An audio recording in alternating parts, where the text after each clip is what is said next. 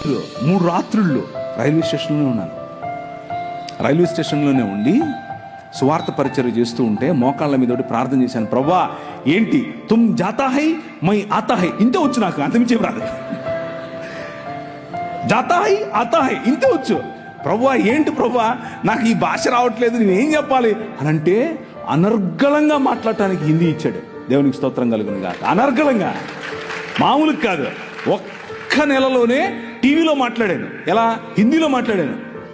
నేనేం నేర్చుకోలా, ఏ స్కూల్కి వెళ్ళలా, ఏ గ్రామర్ చదవలా.